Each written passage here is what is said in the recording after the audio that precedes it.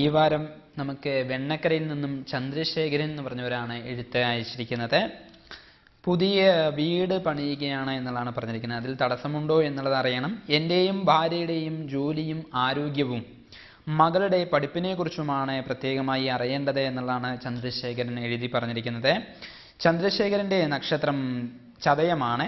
46 വയസ്സ് കഴിഞ്ഞ് 2 മാസം 14 ദിവസമാകും ഇന്നേക്ക്. അതിൽ 8 കൊല്ലം 27 ദിവസമായി ബുധദശാകാലമാണ് ജാതകപ്രകാരം നടന്നുകൊണ്ടിരിക്കുന്നത്. ഇനി 8 വർഷം 11 മാസം 3 ദിവസമുണ്ട് ഈ ബുധൻ്റേതായിരിക്കുന്ന ദശാകാലം കഴിയാൻ എന്നുള്ളതാണ്. ബുധന്റെ ദശയിൽ ചന്ദ്രൻ്റേതായിരിക്കുന്ന അപഹാര കാലഘട്ടമാണ് ഇപ്പോൾ നടന്നുകൊണ്ടിരിക്കുന്നത്. 11 മാസം 27 ദിവസമായി ചന്ദ്രന്റെ അപഹാര കാലഘട്ടം ആരംഭിച്ചിട്ട് എന്നും ഇനി 5 മാസം 3 ദിവസമുണ്ട് ചന്ദ്രൻ്റേതായിരിക്കുന്ന അപഹാര കാലഘട്ടം കഴിയാൻ എന്നുമുള്ളതാണ് പ്രധാനമായും സൂചിപ്പിച്ചിരിക്കുന്നത്. ചതയം നക്ഷത്രപ്രകാരം ശനിപ്പിഴ സമയങ്ങളെല്ലാം കഴിഞ്ഞ് വ്യാഴം 5-ാം ഭാവത്തിൽ ചാരവശാൽ സഞ്ചരിച്ചുകൊണ്ടിരിക്കുന്നതായ കാലഘട്ടം ഗുണപ്രദമായിരിക്കുന്ന സമയമാണ്. പൊതുവേ ബുധൻ്റേതായിരിക്കുന്ന ദശാകാലം വളരെ അനുകൂലം ചെയ്യുന്ന ഒരു സമയമായിട്ടാണ് പറഞ്ഞിരിക്കുന്നത്. 4-ാം ഭാവാധിപനായിരിക്കുന്ന ആ ബുധന്റെ ദശാകാലത്തിൽ ക്ഷേത്രം, ഗൃഹം, നൂതനമർത്ഥസിദ്ധിം എന്നുള്ളതായിരിക്കുന്ന പ്രമാണപ്രകാരം തന്നെ ഗൃഹനിർമ്മാണത്തിന് അനുയോജ്യമായിരിക്കുന്ന ദശാകാലമാണ് ബുധന്റെ ദശാകാലം എന്നുള്ളത് സൂചിപ്പിക്കുന്നുണ്ട്. എങ്കിൽ കൂടിയും ബുധദശയിൽ ഉള്ളതായിരിക്കുന്ന ചന്ദ്രന്റെ അപഹാര കാലഘട്ടം കുറച്ചൊരു ദോഷപ്രദമായിരിക്കുന്ന സമയമായിട്ടാണ് സൂചിപ്പിച്ചിരിക്കുന്നത്. 5 മാസം കൂടി കഴിഞ്ഞു കഴിഞ്ഞാൽ കുറെ കൂടി നല്ലൊരു സമയകാലഘട്ടം ജാതകത്തിൽ പ്രധാനമായും സൂചിപ്പിക്കുന്നുണ്ട്. ഭാര്യയുടെ ജാതകപ്രകാരം തിരുവോണം നക്ഷത്രമാണ്. 45 വയസ്സ് കഴിഞ്ഞ് 10 മാസം 3 ദിവസമാകും.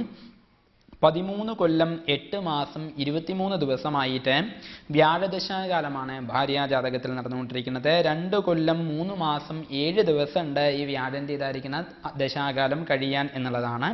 വ്യാഴദശാകാലം വളരെയധികം ശ്രേയസ് നിറഞ്ഞിരിക്കുന്നതായ ഒരു സമയമായിട്ടാണ് സൂചിപ്പിച്ചിരിക്കുന്നത്. ഈ വ്യാഴന്റെ ദശാകാലത്തിൽ തന്നെ പുതിയ ഗൃഹനിർമ്മാണ യോഗം വരണം എന്നുള്ളത് പറഞ്ഞിട്ടുണ്ട്. ഇനി കുറച്ച് വർഷങ്ങൾ 2 വർഷത്തോളം മാത്രമാണ് അത് ബാക്കി നിൽക്കുന്നത്.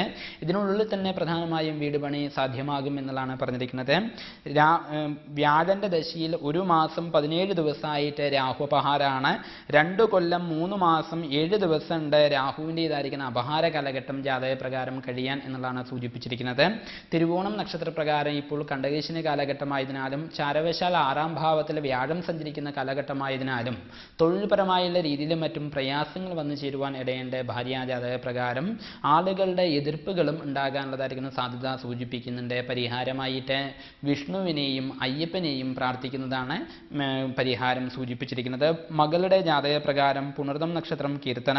18 വയസ്സ് കഴിഞ്ഞ് 7 മാസം 26 ദിവസമാകും ശനിദശാകാലമാണ് ജാതകപ്രകാരം നടന്നുകൊണ്ടിരിക്കുന്നത്. 3 കൊല്ലം 10 മാസം 27 ദിവസമായി ശനിദശാകാലമാണ്. ഇനി 15 കൊല്ലം 1 മാസം 3 ദിവസമുണ്ട് ഈ ശനിയുടേതായിരിക്കുന്ന ദശാകാലം കഴിയാൻ എന്നുള്ളതാണ് പറഞ്ഞിരിക്കുന്നത്. ശനിദശയിൽ 10 മാസം 24 ദിവസമായി നടന്നുകൊണ്ടിരിക്കുന്ന ബുധന്റെ അപഹാര കാലഘട്ടം 1 കൊല്ലം 9 മാസം 15 ദിവസം കൂടിയിട്ട് ബാക്കി നിൽക്കുന്നുണ്ട്. ശനിദശയിലുള്ളതായിരിക്കുന്ന ബുധന്റെ അപഹാരം വിദ്യാഭ്യാസപരമായിരിക്കുന്ന കാര്യങ്ങൾക്ക് മെച്ചമായിരിക്കുന്ന സമയമാണെങ്കിൽ കൂടിയിട്ടും ഇപ്പോൾ ജന്മവ്യാഴം എന്നുള്ളതായിരിക്കുന്ന സമയമോശം ജാതകപ്രകാരം നടന്നുകൊണ്ടിരിക്കുന്നുണ്ട്. ലഗ്നത്തിൽ ചാരവശാൽ വ്യാഴം സഞ്ചരിച്ചുകൊണ്ടിരിക്കുന്നതായിരിക്കുന്ന കാലഘട്ടം പലതരത്തിലുള്ളതായിരിക്കുന്ന മാനസികപരമായിരിക്കുന്ന പ്രയാസങ്ങൾക്കുള്ള ഒരു സാധ്യത സൂചിപ്പിക്കുന്നുണ്ട്.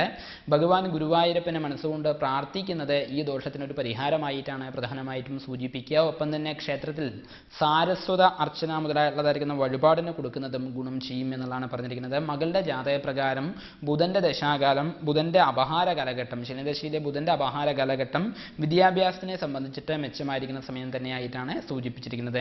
വീട് പണിയുടെ കാര്യത്തിൽ ഇപ്പോഴാണ് ഏറ്റവും അനുയോജ്യമായിരിക്കുന്ന സമയം. അതിനാൽ തന്നെ ഭയപ്പെടേണ്ടതായിരിക്കുന്ന ആവശ്യകത സൂചിപ്പിക്കുന്നില്ല.